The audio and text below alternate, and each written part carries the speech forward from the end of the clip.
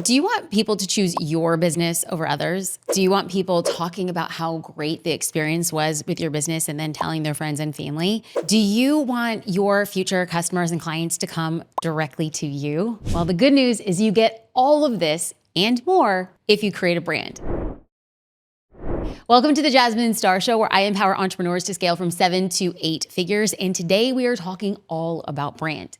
But before we do that, I need to set some ground conversation expectations, frameworks for what it is we're talking about.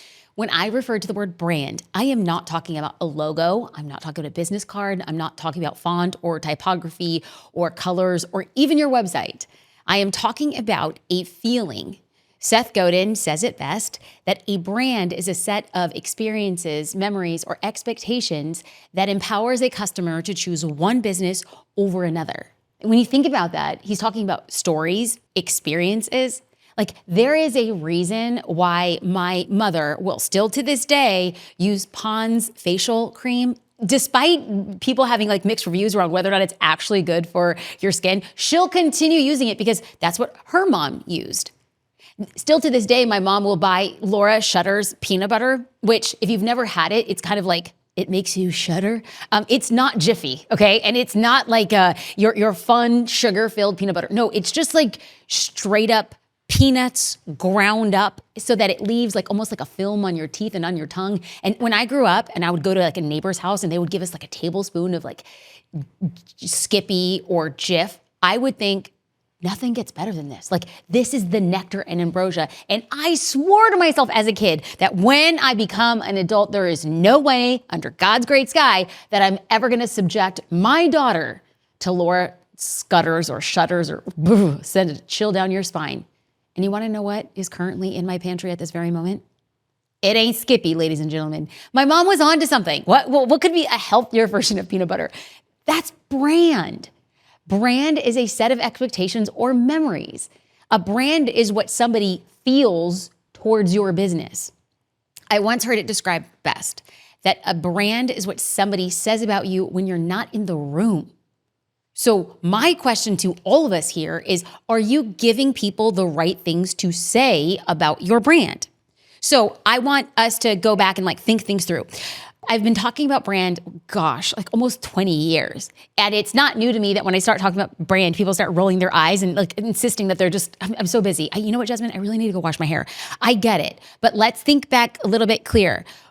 Think about something you care about, right? Something like you really like, things that you've done research where there's something you care about. It could be running shoes. It could be peanut butter. It could be your favorite pair of jeans. Just think about that thing that you care about. When you last bought that thing, the running shoes, the peanut butter, the jeans, you didn't just buy anything off the rack. You just didn't go and blindly choose the running shoes or the jeans.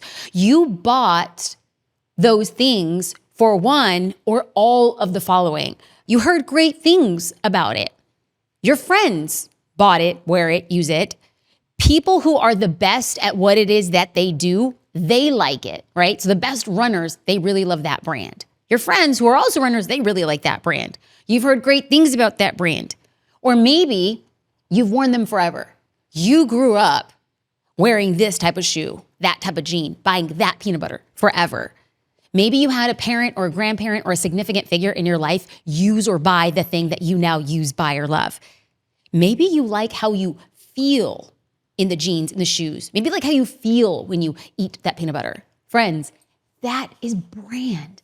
Brand, people always say, well, how do you measure it? My response is always, how do you measure a feeling? Because brand is a feeling. I want us to think even more clearly, like, how do you feel when you open an iPhone? Do you know that at the Apple store, they are instructed to let you as the consumer open the box? Why? Did you know that there's a specific sound when you rip the plastic off the cover of an iPhone? The sound when you lift the box up, all of that has been engineered for a feeling. No, really, it really has. Do you know that McDonald's has a proprietary amount of bubbles that they have in their Coca-Cola products so that every time you taste that Coke, that Sprite from McDonald's, it hits a little different? That's a feeling. Do you know that the feeling you get when you smell In-N-Out burgers as you drive past? Do you know how you feel when you take that first sip of Starbucks? That is all brand. I want us to start having conversations around, well, what are people feeling when they experience what it is that we sell? And what are they actually saying to their friends or family members if they want to endorse or give a testimonial or just talk positively about what it is that we do? I can tell you how it felt when I made my first investment, investing in a Gary Vaynerchuk mastermind. I can tell you what I felt. I can tell you what I felt when I was investing in a 2-day live event in Austin, Texas with Cody Sanchez. I can tell you what I felt as I was interviewing Layla Hermosi. These are all feelings that are connotative to one's personal brand. I spent $50,000 in a 4-month mastermind with Gary Vaynerchuk. You want to know what I felt? Like it was freaking worth it before I even attended the first event. That is personal brand. So if a brand is something that somebody feels about you and your business, then all we should be focusing on is how do we make somebody feel? And then secondly, how do we get somebody to share how it is that they feel? So we're going to break this down a little bit more. I'm going to break it down with an example. So I host a mastermind for 7-figure founders scaling to 8. These women joined my mastermind. They invested $30,000 for 8 months to go alongside these other women as they scale. Now, they could have chosen another mastermind. They have plenty of options, but they chose to come to mine, the Jasmine Star 7-figure mastermind. At some point, I am not foolish enough to think that I'm special or sparkly or so much fun that they made that investment. They made a $30,000 investment over 8 months because I at some point in the past had made them feel something. And the more I made somebody feel something, the more inclined and the more trusting they were to make a pretty significant investment in my business. I had made them feel something. I didn't impress them with my acumen. Maybe I hope a little bit, but maybe that's just like shining my own head. I had to have made them feel something. Now, if you're wondering why you've never heard that phrase, shining my own head, it's just because I made it up. Sometimes things just come to me. It's like shining my own head. It was kind of like, yeah, it's like shining we're going to go with it. We're not going to edit it out. So when you're talking to other people, you're like, maybe I'm just shining my own head. I would see you. I would just like fist pump you for that. The whole point of this is just to say, the more expensive an investment gets with your business or brand, the more you have to make somebody feel something. So after making that investment, if I am playing out the brand strategy, after these women made that investment to come into the mastermind, it was important for me to cultivate, to further incentivize this feeling towards a feeling. I wanted them to feel as if they made the right investment. So how could I make them feel something? Well, first up, we had an online virtual meetup. So we all met up via Zoom. That's a little hard to create a feeling, right? But I wanted to first identify the feeling and then reiterate the feeling. So everybody met each other. They talked about what their businesses were doing. Then we did a flash fire brainstorming session around business growth, strategy, the things that we can be doing. It went extraordinarily well. And then at the end of the call, so it was a 2-hour call. And at the end of the call, the last 10 minutes, I asked every single woman to come on and just use one word about how they were feeling. Are you following along here? Some of the women said that they were inspired, excited, hopeful. And I wanted them to identify the feeling, and then I wanted to say that feeling. Why? Because later on throughout the day, if maybe their partners or family or friend had asked, how was it? They were already primed to use the word that they had used earlier in the day to connotate a feeling about an experience, which is what? Building and buttressing my personal brand. I wanted that feeling to confirm their investment. The second way I wanted to extend my brand and ensure that they felt they had made a good investment was before our first in-person event. So there are 2 in-person events here in Newport Beach. So before that first in-person event, I wanted to send a personal note and a small gift. So what I did is I have these personalized note cards. They have my name and they have my face on them. It was like somebody had drawn like an illustrative sketch. Now you might be hearing that and being like, gosh, you must be really into yourself. I'm actually talking about creating a personal brand. And if I'm creating a personal brand off my name, face, and likeness, well, then I'm going to have that on my stationery. That's not for everybody, just a personal decision I made.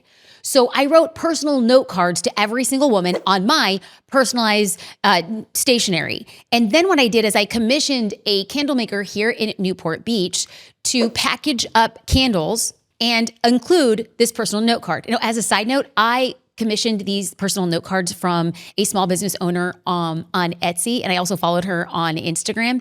And I really like supporting small female business owners. And if I'm having a mastermind for 7-figure female entrepreneurs, it felt like a nice extension. So just imagine I had these candles commissioned that say Jasmine Star Mastermind on them with a small business owner here in Newport Beach with the Jasmine Star personalized stationery and a personalized note. But here's one thing they didn't know. So they got the package with my note and the candle before coming. When they arrived to Newport Beach for our in-person event, they each received a Jasmine Star Mastermind notebook, but they received their own personalized stationery with their illustrated faces and their names on those note cards. Why? I wanted to encourage them to continue as an extension to build their personal brands. So I want to make sure that since we're talking about this mastermind and we're talking about a brand, and a brand is AKA a feeling, the women in my mastermind have all built 7-figure businesses and they're scaling to 8 figures, and they know the power of a personal brand, but they might want to learn ways to scale it. What I'm about to share with you is a portion, a small tiny bit of a behind the scenes look at the mastermind where I gave a conversation and a presentation around building a 7-figure brand. And you can also hear a few of their questions at the end of it that I think is going to be super helpful as you build your personal brand. Before I share that video, I want to take a second. If you have found this conversation at all helpful, maybe you pass it to somebody you really care for, another business owner or a friend, as you learn how to scale your businesses together. It would mean the world to me. Thank you so much. Let's get into that video now. So we're going to be talking about the power of personal brand for business growth. We're also going to have Q&A, two parts of Q&A, one focused on one element and then the other. Okay, I know that Seth Godin's definition of a brand is my favorite. It's a series of stories and opinions that collectively empower a consumer to choose one business over another. That's a brand. A brand is a series of sentiments. And to me, I've loved it and I used it for years, but I couldn't actually set my teeth into it because what are the stories and sentiments that I could create? And somebody once told me that a brand is what somebody says about you when you're not in the room. And for some reason, that hit me in such a way that I was like, it's a light bulb. And then I started asking myself, well, what do I want people saying about me when I'm not in the room? And so if we don't write our stories, they will be written for us. So there was JD and I went to New York and we watched Hamilton. And of course, the play and the music and all of it, the pomp and the circumstance was so moving. But my biggest takeaway from all of that was Alexander Hamilton was a content creator. He buried his competition with content. That there were other people, like factually and historically, in the United States of America who had stronger and differing opinions, but Alex outwrote them. And to me, I thought to myself, there has been a lot of crap that has been said about me. And I'm just deciding to Alexander the situation. Young, hungry, and scrappy. Anybody with me? Okay, so the truth is, a brand is a feeling. And it's very hard to determine the ROI and nearly impossible to measure. How do you measure a brand? It's impossible.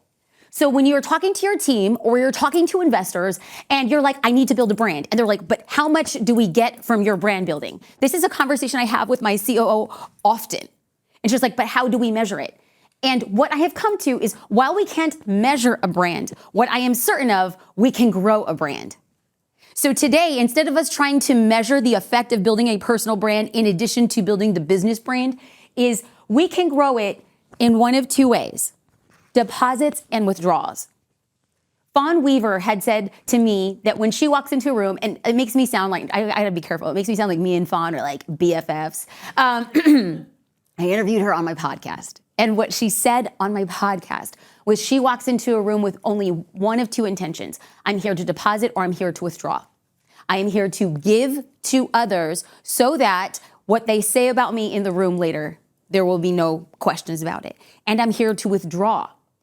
If I walk into a room and I know I'm here to learn, then I make no mistakes about it. I'm gonna keep my mouth real quiet and I am just going to take and learn from others.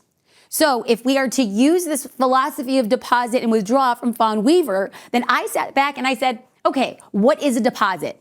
For the sake of this conversation, a deposit is giving to other people, businesses and organizations without expectation of return. Your time, knowledge, and expertise. It's giving your time, knowledge, and expertise to other people, not expecting anything in return. If you want 1% return, people smell it. We've gotten real good online smelling BS, smelling what's in it for them. So your brand is only to give and share without expectation. That is a deposit. So I want to walk through a few deposits of how I build my personal brand. I do it in 4 main ways. On my podcast, it's a deposit, industry-specific conversations that highlight your expertise.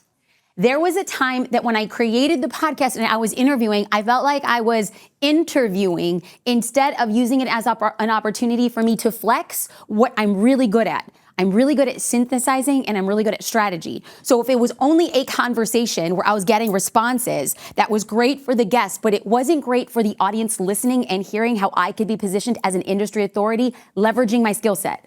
So the conversations on the podcast shifted a little bit so that instead of an interview, it was more of a conversation.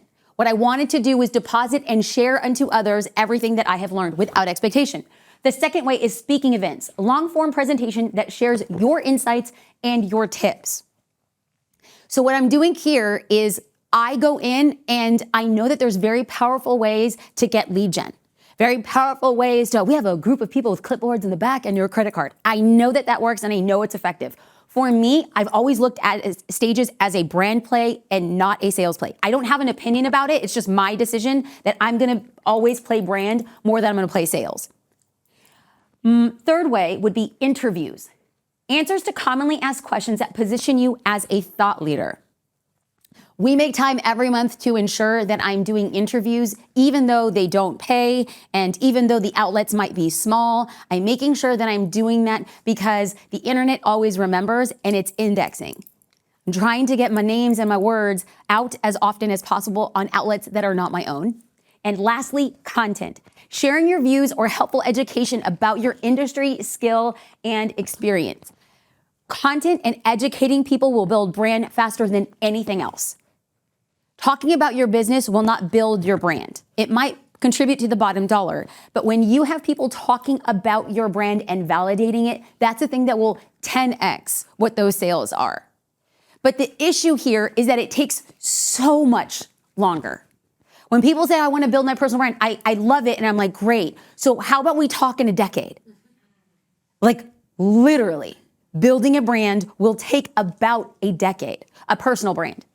Now, if you would like to build a personal brand in 5 years, great. I need you to 10x what everybody else is doing.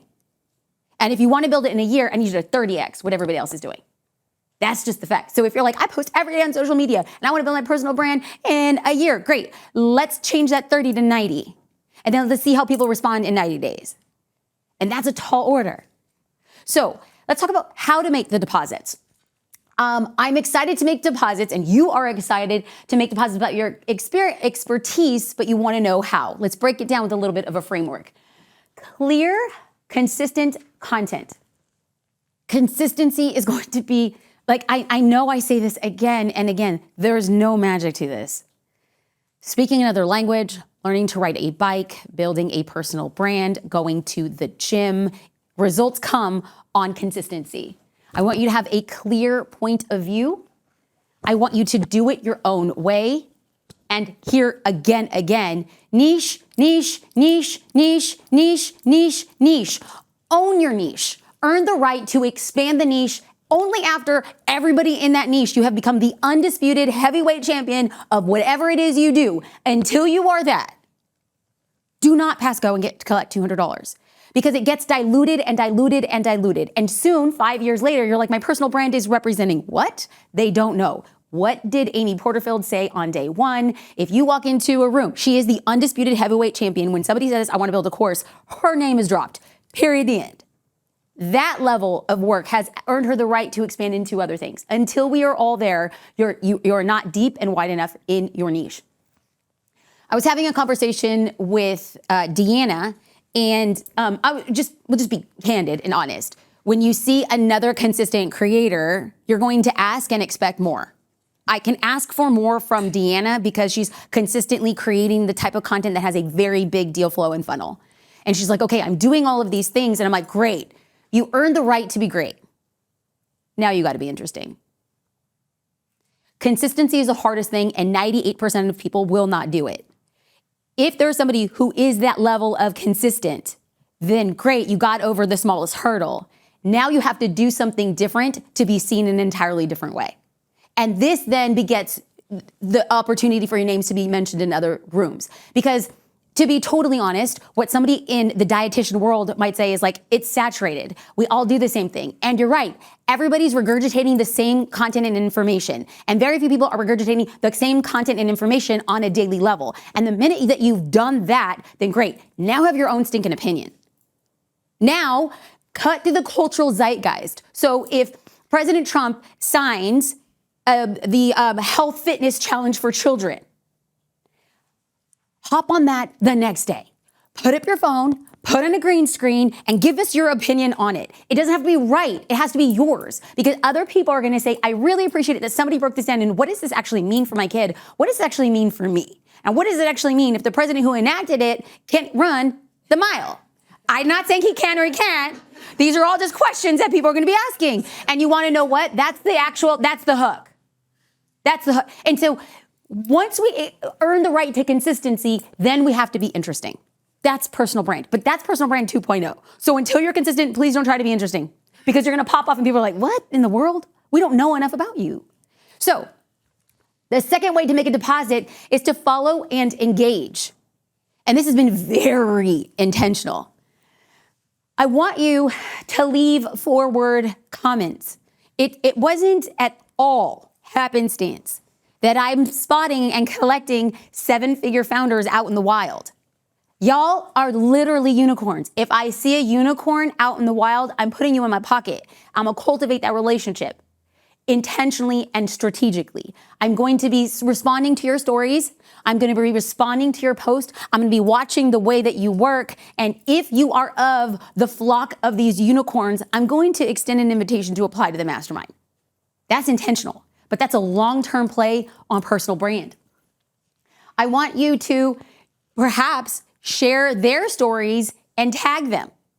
If I want to build relationships, so I followed, I'm not going to say this person's name, but there was a woman in the tech world, very big in venture capital, was CEO of big, major companies, kind of creating content. I thought she was really interesting, and I followed her, and I started engaging, and I never got a response, and that's fine, because I'm going to still follow and engage. And I don't know what had happened, but yesterday she said on a DM on the ride home, hey, I went to follow you, and I noticed you follow me. I'm really happy to connect. And I'm like, and so that was 2 years of silence. And then she DMs me her phone number and says, we need to connect. I know. So maybe she'll be a guest speaker at the next mastermind. Yeah, watch me work that. We're recording this. Watch. I'm going to shoot my shot. So, you want to cultivate people with no expectation and no attachment. Whatever content that you're creating, let's say you have a podcast or you're doing connective content with somebody else and they don't collaborate or share with it, that's okay. They're not reposting your stuff, that's okay. Your personal brand is only controlled by your actions without attachment. And I say without attachment with specificity because there was a while I was like, well, why aren't they reposting it? Like, it's good. Why aren't they doing it? I can't control you, and I can't control what anybody else does. My personal brand is about me, and the intention behind it is to serve other people. So if I'm so concerned with that other person sharing, the intention was off and people smelled it. So I create, I put out, and the person it's supposed to find, it will find.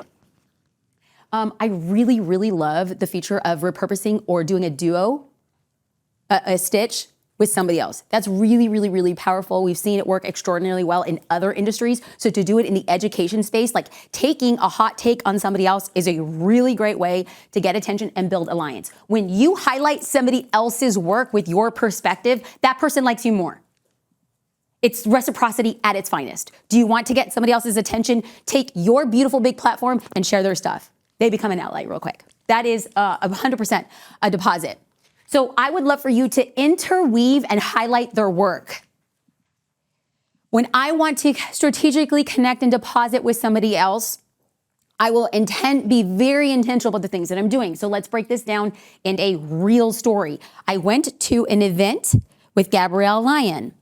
I heard by the gentleman by the name of Rich Divini speak, and I had no idea who he was. He blew my mind, and he talked about setting short horizons and moving through hard, difficult things by setting simple benchmarks. But his framework was so simple, and I'm sitting there and I'm like, this is freaking amazing. And what I did was I went up to him and I introduced myself and I said, I would love to get you on my podcast. That's not the move, ladies. I did it wrong and I know I did it wrong. But I was like, hi, Rich. So nice. We were just walking the hallway and there was nobody else. We were just walking. I was like, I'm just going to pitch him on my podcast. I'm like, I'm going to shoot my shot. That's not the swag.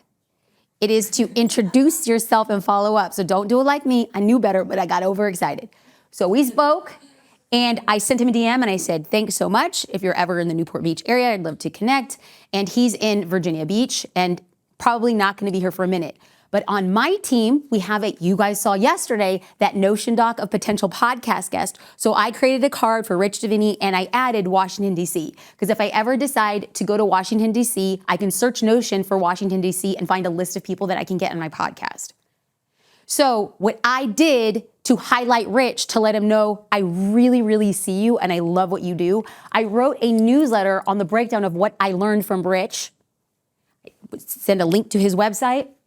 I did a podcast around the framework that I learned from Rich, and I shouted him out. And then here again publicly, I shot my shot. I was like, Rich is going to come on my podcast one day.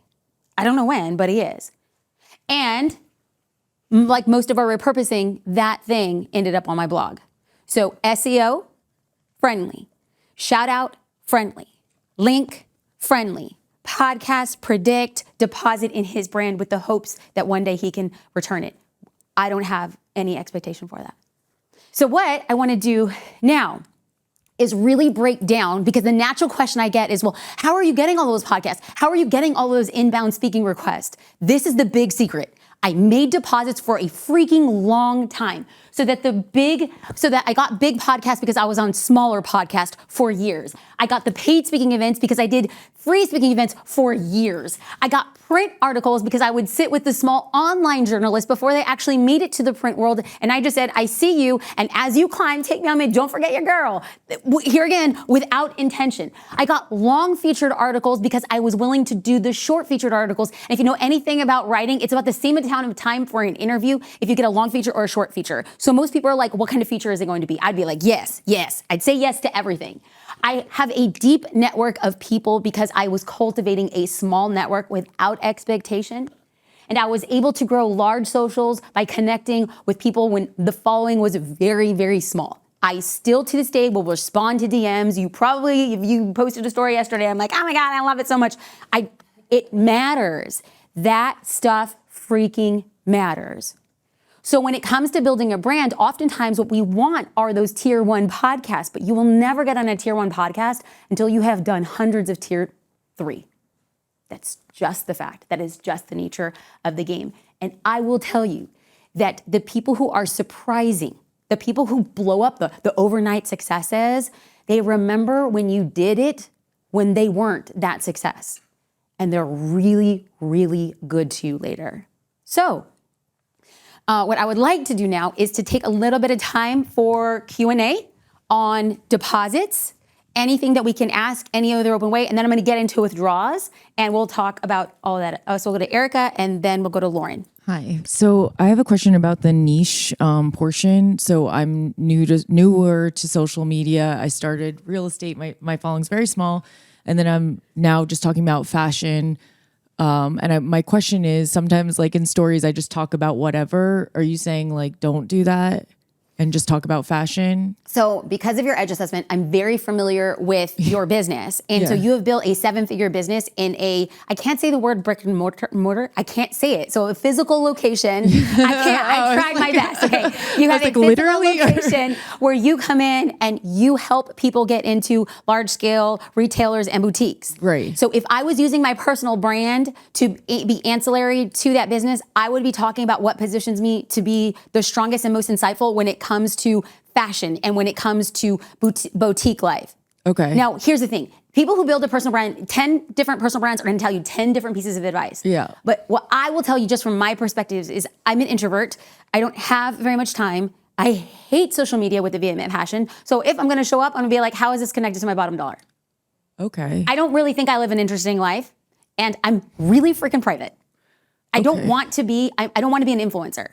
I don't want to give people, I don't want to give people another reason. I get asked all the time, mom questions. I'm intentionally not answering, well, here in the Mastermind, absolutely. I don't do mom content on the outside because, number one, that doesn't contribute to my bottom dollar. And it's just more bandwidth for me to get distracted.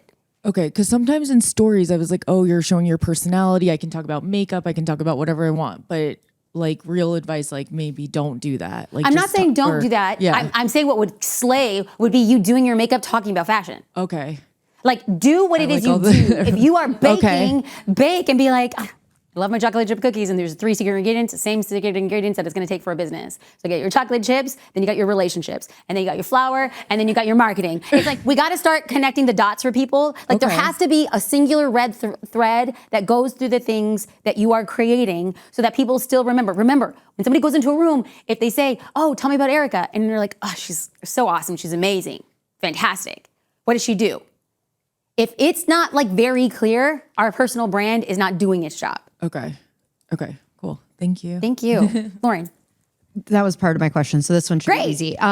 Is a lead magnet a deposit? Or since you're asking, there's a clear exchange? There's a clear exchange. Yep. Okay. I so look at- like I love lead content is great. is 100% giving, not Yes. giving behind a gatekeeping email. Yeah, I mean, it's kind of like a gray area because like really great content and somebody receives it and gives it and they have a sentiment, right? And it's an extension of what it is your specialty is. Sure, but people also know the game now. Yeah. And so a gray area, I would definitely classify it as a withdraw. Yeah. So you're going to get a lot of withdrawals the stronger your personal brand becomes. Like I know the longer I wait and build my personal brand and don't ask and then I drop a lead magnet, more people are going to sign up for it. Mm-hmm. Because I've deposited so many times. But I definitely look at a lead magnet as a withdrawal. Okay. Beautiful. Okay, so it took me 11 years to have Junk Gypsy finally notice me. I felt like I was a stalker, like trying to get on their radar. Okay. So my question is like trying And who to... is Junk Gypsy?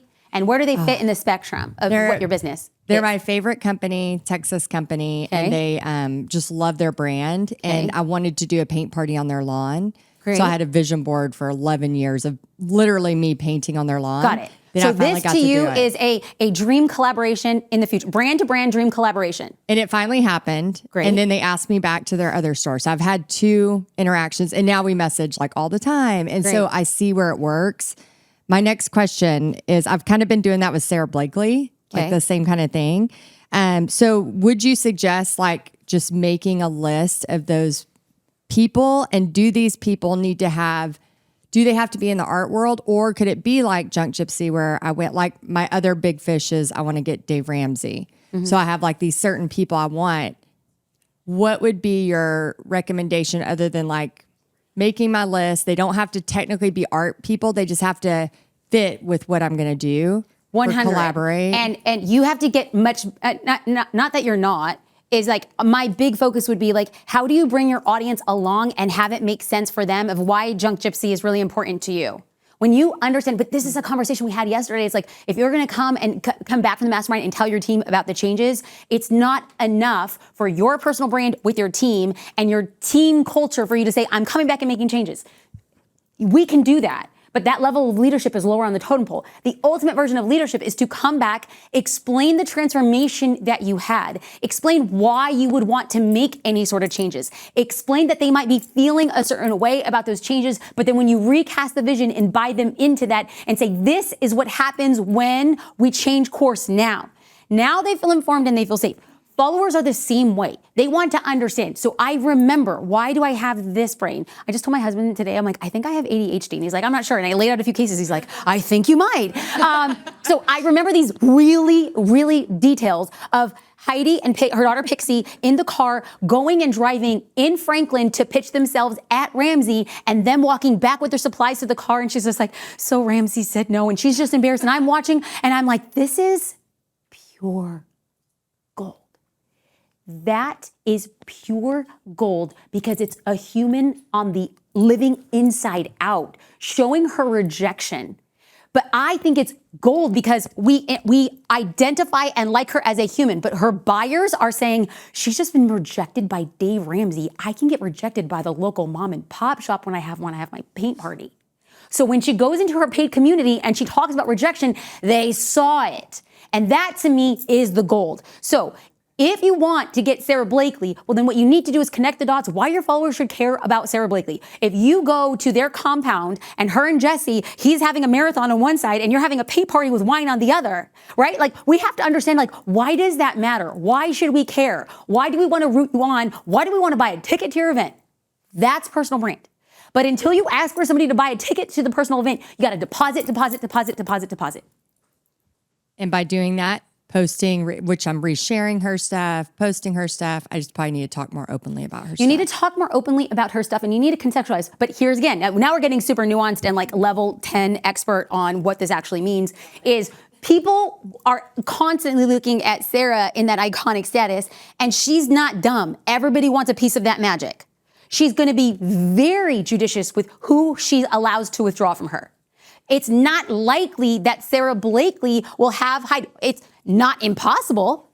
It's not likely. Versus the junk gypsy who doesn't have a lot of people going to them and saying, hey, we just want to highlight more of you. So we have to understand that the amount of effort it will probably take us to land a Sarah Blakely will be 10x than it would to have a local business extend collaboration with personal brand. Does that make sense? Okay, let's go quickly, just so that we stay on time, to our withdraws. Okay, so what's a withdrawal from your personal brand? A withdrawal is taking, using, or asking for opportunities and favors from others based on the brand credibility you've created. This is when you know it's time to take it to the bank. Example withdrawals, same 4 categories: podcast, industry-specific conversations with guests to travel to my studio. That is a withdrawal. I do in-person interviews. I live in Newport Beach. It's not easy to get to me. When I ask somebody, I know I'm going to be withdrawing. Speaking events, long-form presentations exclusive for my communities. Every person that came as a speaker,